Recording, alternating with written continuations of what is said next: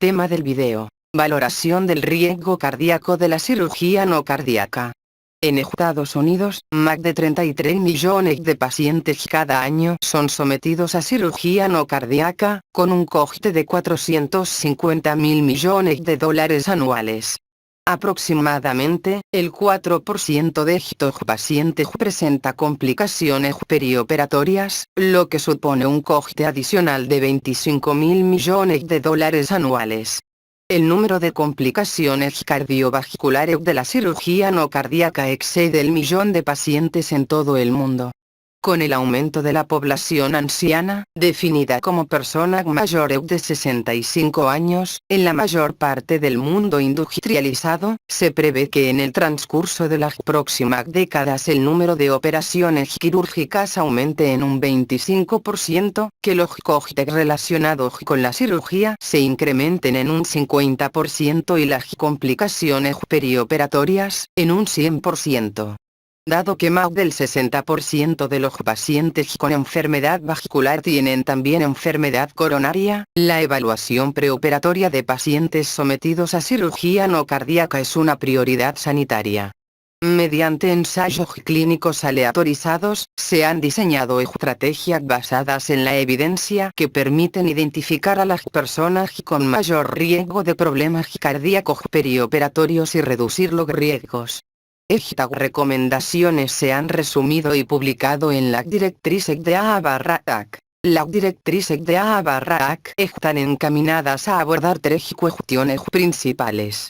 Primero, identificar el riesgo cardíaco del paciente basándose en los antecedentes cardiovasculares y en pruebas de laboratorio fáciles de obtener. Segundo, evaluar la capacidad funcional del paciente, y tercero, definir el riesgo dependiendo del tipo de cirugía. Este enfoque por etapas para valorar el riesgo se muestra en la figura 1 de las directrices de AA/AC. Las principales variables clínicas con valor predictivo son un síndrome coronario agudo reciente, es decir, un infarto agudo de miocardio IAM en los 7 días previos a la cirugía, un IAM reciente, entre 7 días y un mes antes de la cirugía, la angina inejecutable, zonas amplias de isquemia miocárdica detectada en pruebas no invasivas, insuficiencia cardíaca congestiva, IC, descompensada, arritmias importantes y cardiopatía valvular severa. También se han definido las variables predictivas de un riesgo cardíaco medio o bajo. Las directrices de AA/AC también tienen en cuenta la capacidad funcional y definen un valor de corte 4-MED como indicador de mayor riesgo. Además, existen riesgos vinculados al tipo de cirugía propiamente dicha que permiten definir la cirugía como de alto riesgo. Aórtica y otra cirugía vascular mayor, cualquier intervención grave de urgencia, la cirugía vascular periférica o cualquier procedimiento quirúrgico que implique una duración prolongada, importante aporte de líquidos y o pérdidas sustanciales de sangre. Entre los procedimientos quirúrgicos de riesgo medio, cabe destacar la cirugía intraperitoneal e intratorácica y la endarterectomía carotídea. Se considera que son procedimientos de bajo riesgo los de cirugía superficial y los endoscópicos. Además de estos parámetros de naturaleza clínica, se recomienda una estratificación adicional del riesgo cardíaco preoperatorio utilizando la valoración del riesgo antes definida. Para las personas en riesgo elevado, se recomienda la coronariografía. En riesgo medio, la prueba de esfuerzo, y ninguna valoración adicional en las de bajo riesgo. Debido a la elevada prevalencia de aterosclerosis vascular y cardíaca concomitantes, un gran número de pacientes está en la categoría de riesgo medio, y en ellos está indicada una prueba de esfuerzo no invasiva, ecocardiografía de estrés o técnica de imagen de perfusión miocárdica IVM, para evaluar la isquemia miocárdica y su gravedad y la función del ventrículo izquierdo, tanto general como segmentaria. Una isquemia miocárdica significativa, o extensa, en la prueba de estrés se define normalmente por al menos 5 segmentos isquémicos, según un modelo de 17 segmentos en la ecocardiografía de estrés, o al menos 3 paredes isquémicas, según un modelo de 6 paredes por IVM. Los pacientes con isquemia extensa deberían ser sometidos posteriormente a una coronariografía invasiva seguida de cirugía de derivación aortocoronaria o una intervención coronaria percutánea, y con el objetivo teórico de reducir las complicaciones postoperatorias de la cirugía no cardíaca. 6-9. Estudios recientes proponen cambiar el énfasis de la revascularización miocárdica en el preoperatorio hacia la optimización del tratamiento médico durante el periodo perioperatorio, principalmente mediante el uso de bloqueadores beta 10. Varios estudios seminales recientemente publicados aportan razones para esta reducción del interés en la revascularización miocárdica preoperatoria antes de la cirugía no cardíaca. En un estudio retrospectivo de Cortex con 122.338 pacientes mayores de 18 años que recibieron bloqueadores beta 2 días antes de ser sometidos a cirugía mayor no cardíaca, frente a 541.297 pacientes que no lo recibieron, Lindenauer et al. Se analizaron la clasificación de propensiones para estudiar la relación entre el uso perioperatorio de bloqueadores beta y la mortalidad hospitalaria. Para ese análisis, se agrupó a los pacientes según las puntuaciones del índice de riesgo cardíaco revisado, RCRI. Este índice estratifica el riesgo de sucesos cardíacos en el perioperatorio según el tipo de cirugía y los factores de riesgo, incluidos los cardiovasculares, presencia o ausencia de antecedentes de cardiopatía isquémica, insuficiencia cardíaca congestiva, enfermedad cerebrovascular, y renales, cifra de creatinina sérica 2 mg/dl, o la diabetes mellitus, tratamiento preoperatorio con insulina. Sus puntuaciones van de 0 a 5, con una mayor probabilidad de complicaciones perioperatorias graves a medida que las puntuaciones se elevan.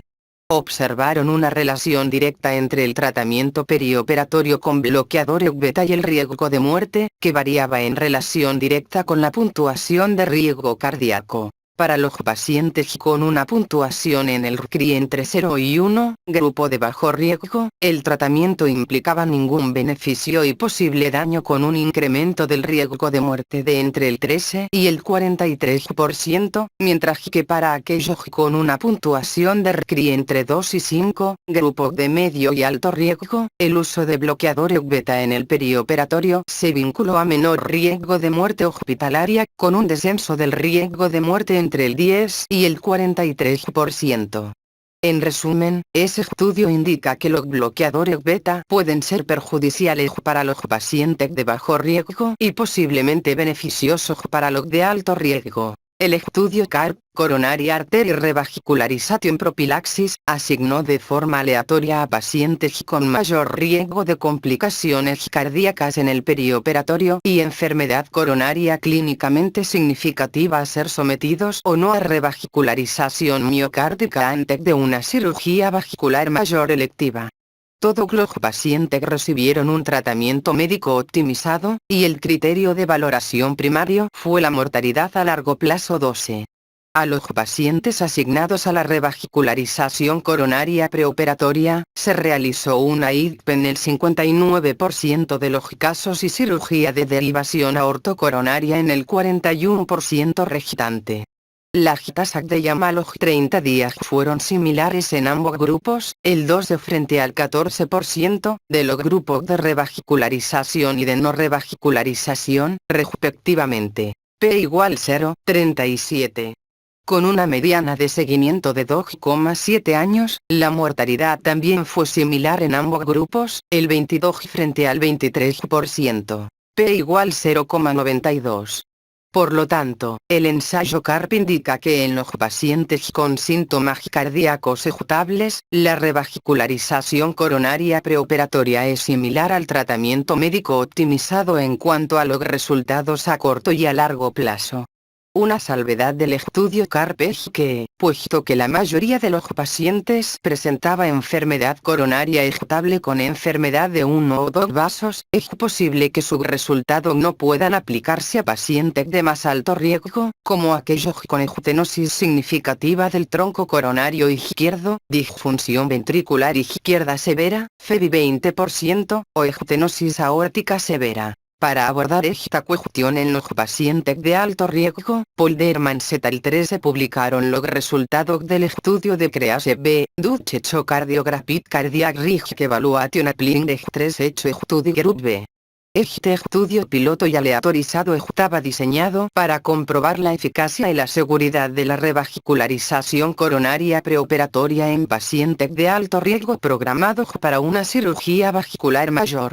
En dicho estudio, de los 430 pacientes de alto riesgo que realizaron la prueba de estrés, ecocardiografía con dobutamina o IBM, 101, 23%, mostraban isquemia extensa y fueron asignados de forma aleatoria a revascularización miocárdica, N = 49, o a ningún tipo de revascularización.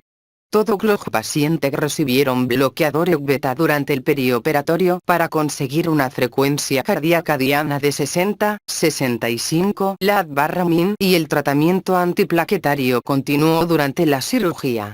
Los criterios de valoración fueron la combinación de muerte por cualquier causa o llama a los 30 días y al año de seguimiento. La coronariografía reveló enfermedad de dos vasos en 12, 24%, pacientes, de tres vasos en 33, 67%, y del tronco coronario izquierdo en 4, 8%. La revascularización miocárdica no mejoró la evolución clínica a los 30 días. La incidencia del criterio principal de valoración combinado fue del 43 frente al 33%, p = 0,30. Tampoco se observó beneficio alguno durante el seguimiento de un año con la revascularización coronaria, objetivo combinado en el 49 y el 44% de los pacientes, con y sin revascularización, respectivamente, p = 0,48. Además, dos pacientes murieron por la rotura de un aneurisma después de la revascularización miocárdica mientras esperaban la operación vascular. Por lo tanto, ese ensayo piloto aleatorizado con pacientes de alto riesgo, el 43% presentaba función ventricular reducida y el 73%, enfermedad del tronco coronario izquierdo o de tres vasos, a la espera de cirugía vascular programada proporciona datos adicionales que apoyan el empleo de bloqueador beta en el perioperatorio. Además, plantea serias dudas sobre los beneficios a corto y a largo plazo de la revascularización miocárdica antes de la cirugía no cardíaca. En este número de Revista Española de Cardiología, en el artículo de puesta al día titulado Evaluación del riesgo coronario en el manejo de pacientes sometidos a cirugía vascular no cardíaca, Echoutenet al 14 tratan cuidadosamente la evaluación preoperatoria de pacientes sometidos a cirugía vascular no cardíaca y reiteran la importancia de otorgar una mayor trascendencia a garantizar un tratamiento médico perioperatorio óptimo. Abordan las puntuaciones clínicas del riesgo cardíaco que identifican a los pacientes con mayor riesgo durante el perioperatorio y el empleo de pruebas de laboratorio y explican cómo se debe utilizarlas para indicar pruebas cardíacas no invasivas adicionales y establecer el tratamiento. El periodo perioperatorio se caracteriza por una serie de cambios hemodinámicos, hemostáticos y proinflamatorios que pueden agravar una enfermedad coronaria estable.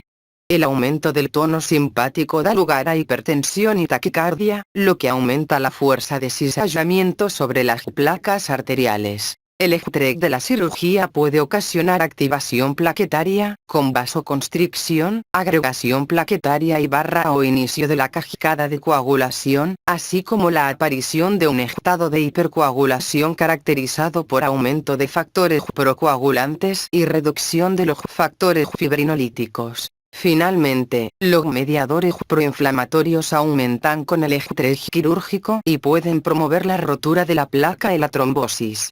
Un estudio anatomopatológico señala que la fisiopatología del IAM mortal en el período perioperatorio es similar a la del IAM en otros contextos con respecto a la rotura de placas coronarias y la formación de trombos 15. El uso de los bloqueadores beta durante el período perioperatorio tiene sentido por sus efectos beneficiosos en todas estas anomalías que se producen en él. Los mecanismos de acción de los bloqueadores beta incluyen la reducción de la presión arterial y la frecuencia cardíaca, por lo que mejoran el balance entre suministro y demanda de oxígeno en el miocardio. Además de sus propiedades antiarrítmicas, los bloqueadores beta también mejoran la función diastólica al aumentar el tiempo de llenado. Entre las indicaciones actuales de los bloqueadores beta cabe destacar la hipertensión, la enfermedad coronaria, IAM inclusive, y la insuficiencia cardíaca estable. Su uso perioperatorio en pacientes cardíacos de riesgo medio y alto se está consolidando como otra indicación. Esta cuestión, sin embargo, no está exenta de controversia, y un ensayo clínico reciente y varios metaanálisis 16-17 han puesto en entredicho los beneficios del uso de bloqueadores beta durante el perioperatorio. Dado los resultados de estos estudios clínicos, las directrices de AA/AC han sido modificadas del siguiente modo: 10. Primero, se aconseja con recomendación de clase I, cuadros para los que hay indicios de que el tratamiento es beneficioso, continuar con los bloqueadores beta en pacientes con cirugía no cardíaca que estuvieran tomándolos previamente por cualquier indicación de clase I de AC/A, P. Insuficiencia cardíaca, en lugar de tan solo en el caso de angina, arritmias sintomáticas o hipertensión. Continúa siendo una indicación de clase I el uso de bloqueadores beta en pacientes sometidos a cirugía vascular cuando las pruebas preoperatorias documenten isquemia. Segundo, tiene recomendación de clase segunda, evidencias contradictorias con el peso de la evidencia a favor de su eficacia, el uso de bloqueadores beta en el perioperatorio, y ahora estos están probablemente recomendados cuando la evaluación preoperatoria identifique un elevado riesgo cardíaco. Tercero, una recomendación de clase IRIB, evidencias contradictorias, con una eficacia peor establecida, señala que se puede considerar los bloqueadores beta perioperatorios en los pacientes sometidos a procedimientos de riesgo medio o alto que presenten un único factor de riesgo y también en los pacientes de cirugía vascular con riesgo cardíaco bajo. Cuarto, la recomendación de clase tercero, evidencia de que el tratamiento no es eficaz, que no aconseja el uso de bloqueadores beta en los pacientes con contraindicaciones absolutas, permanece inalterada. Finalmente, es importante resaltar que en los pacientes con enfermedad coronaria sintomática, tales como aquellos con angina inejutable, una valoración preoperatoria intensiva con angiografía coronaria y revascularización miocárdica continúa siendo la mejor opción de tratamiento. En una situación especial entre los pacientes cardíacos sometidos a cirugía no cardíaca, están los sometidos a una IP con implante de endoprótesis coronarias. Estos pacientes requieren tratamiento antiplaquetario combinado con ácido acetilsalicílico toda la vida y clopidogrel durante 1-6 meses, dependiendo del tipo de endoprótesis. El riesgo de trombosis temprana de la endoprótesis aumenta en los pacientes que se presentan con un síndrome coronario agudo, diabetes, insuficiencia renal o lesiones largas o en bifurcación y en los que han suspendido el tratamiento antiplaquetario. Entre las variables predictivas de trombosis tardía de la endoprótesis, cabe destacar la presentación como síndrome coronario agudo y la diabetes 18-19. Para las endoprótesis liberadoras de fármacos, aunque la incidencia de trombosis temprana, es decir, 30 días después del implante, es del 1,1%, la incidencia tardía, es decir, 30 días después del implante, es del 0,6%/año y continúa así durante al menos 3 años más 20. En estos pacientes, la cirugía no cardíaca implica elevado riesgo de trombosis endoprotésica y sucesos cardíacos adversos graves, especialmente si se efectúa tempranamente tras la IC y si va acompañada de la interrupción del tratamiento antiplaquetario 20. Aunque parecería prudente retrasar la cirugía no cardíaca a por lo menos 2-4 semanas después del implante de una endoprótesis, como recomiendan las directrices de AC/A, el momento óptimo para la cirugía y el mejor régimen de anticoagulación para estos pacientes continúan siendo inciertos. Recientemente se han revisado las estrategias de manejo aconsejadas para los pacientes con endoprótesis coronarias que van a ser sometidos a cirugía no cardíaca 21. A pesar de la importancia de todos estos estudios para arrojar luz sobre cómo mejorar la valoración y el manejo perioperatorio de los pacientes sometidos a la cirugía no cardíaca, quedan aún muchas cuestiones sin resolver. Primero, según señalan los autores del estudio de CREASE-B, para establecer el papel de la revascularización coronaria antes de la cirugía no cardíaca, se necesitaría un estudio que implicase el cribado de 9.000 pacientes, de los que 2.000 tendrían que tener 3 o más factores de riesgo cardíaco. Segundo, las tasas de complicaciones cardiovasculares a corto y a largo plazo continúan siendo sumamente elevadas, independientemente del grupo de tratamiento, por lo que son necesarias nuevas estrategias médicas o quirúrgicas para mejorar el desenlace clínico. Tercero, queda aún por establecer cuál es el bloqueador beta óptimo, de acción larga o de acción corta, el mejor momento para iniciar el tratamiento, la vía óptima de administración, intravenosa oral, y la frecuencia cardíaca diana idónea. Cuarto, no está claro si los pacientes de bajo riesgo se beneficiarían o perjudicarían con el uso perioperatorio de bloqueadores beta.